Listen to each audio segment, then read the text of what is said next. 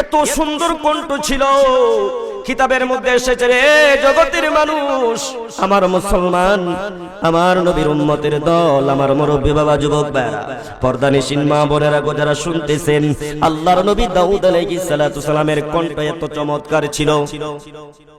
উনি যদি জাবুর কিতাবটা তেলাওয়াত করতেন রে বাবা, যদি নদীর কিনারে বসে বসে তেলাওয়াত করতেন, অতল গহ্বর থেকে অর্থাৎ সমুদ্রের নিচ থেকে মাছগুলি তেলাওয়াত শুনে শুনে কিরানার মধ্যে ভিড়ে যাইতো। বলেন না সুবহানাল্লাহ।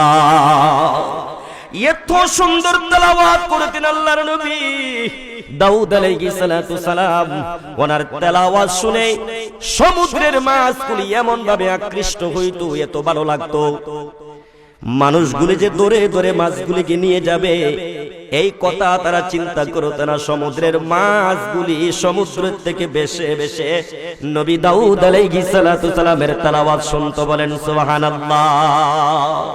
কোন পাহাড়ের কিনারে জঙ্গলার ভিতরে বসে যদি আল্লাহর নবী জাবুর কিতাব তেলাওয়াত করতেন, বাঘ, হরিণ, হিংস্র প্রাণী পর্যন্ত একে অন্যের প্রতি হিংসা ভুলে যাইয়া, আক্রমণ ভুলে যাইয়া নবী দাউদ আলাইহিস সালাতু সালামের তেলাওয়াত শোনার জন্য সবাই একত্রিত হয়ে যাইত। বলেন সুবহানাল্লাহ।